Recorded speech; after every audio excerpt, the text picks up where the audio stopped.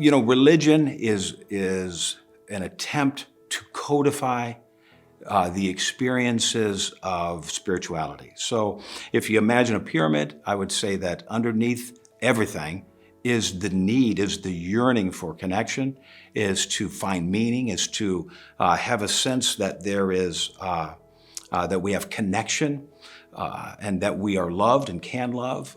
All of these qualities are there. And so somebody does not have to be a deist or a theist to connect and yearn for those things. Sometimes what happens is those things filter up to the top, and in an effort to feel safe in a world that can seem unsafe, religions form and they're codified, and there's practices and things that go into it, all of which are fine. All of that is absolutely fine. But it is, I think it's inaccurate to imagine that because someone does not have a religion or a part of a religion that they lack spirituality. Even the most famous atheists out there will recognize a kind of yearning, the existential quest that says, what does this mean?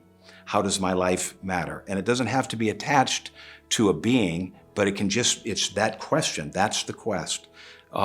And in search of that becomes the spirituality. Someone once said that human existence is like a book without the first chapter and the last chapter. We find ourselves here saying, what does this mean? What could this mean?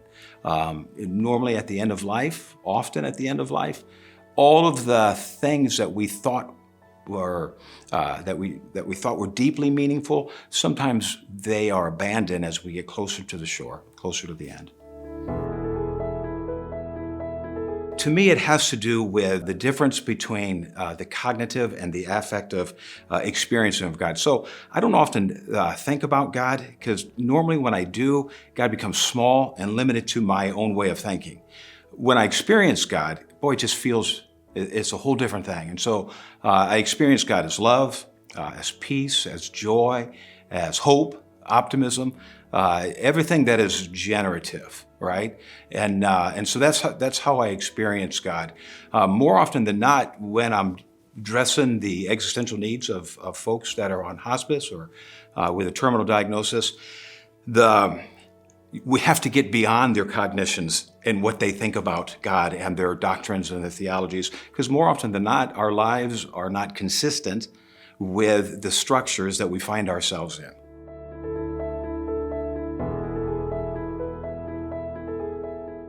I think it's important to know that though I, came up Catholic, pastored a non-denominational church for so many years, I'm a true American in as much as I'm eclectic.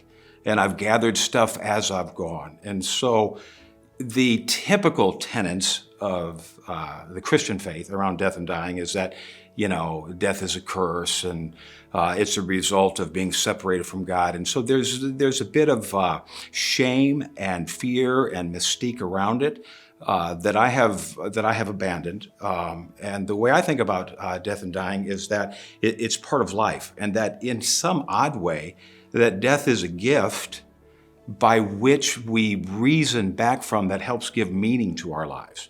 And so, whereas I recognize that's not necessarily everybody's framework for understanding it, I'm aware of that, but I don't view death as a curse or an awful thing. It is part of the cycle of life, and because I believe there's something more, it has less of a tragic, fearsome approach to it. I don't live away from it as much.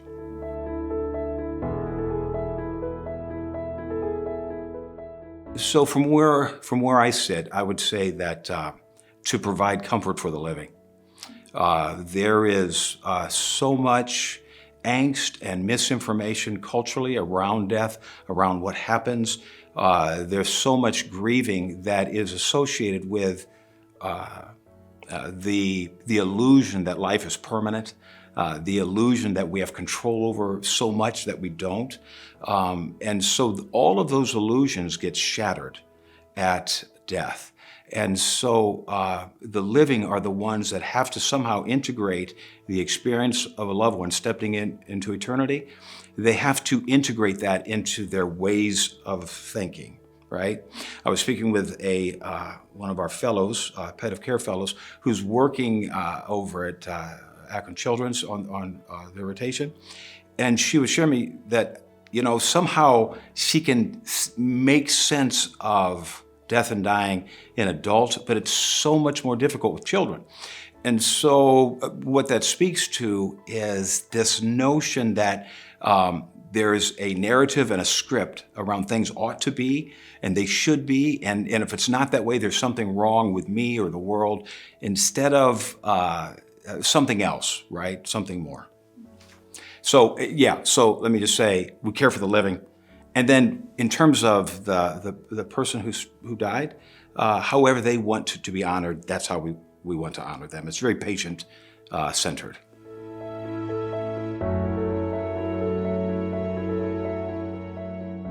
My sense is that it is an impossibility, it's a fool's errand to say that we're going to end suffering.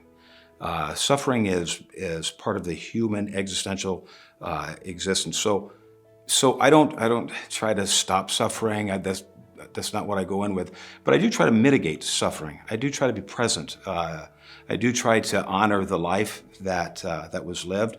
I try to help them navigate their story with grace, with comfort, with forgiveness, and help them to see that perhaps many of the choices that they made in life, maybe if they're able to communicate, that they have self-condemned on, may have been fairly courageous. And so some reframing so that they can enter into eternity, leaving as much baggage on this side of things as possible. I try to avoid saying things to them because it presumes I know. The expert in the room is the one who's experiencing the death. To think that any of us that are not actively dying know how they feel is, again, kind of arrogant.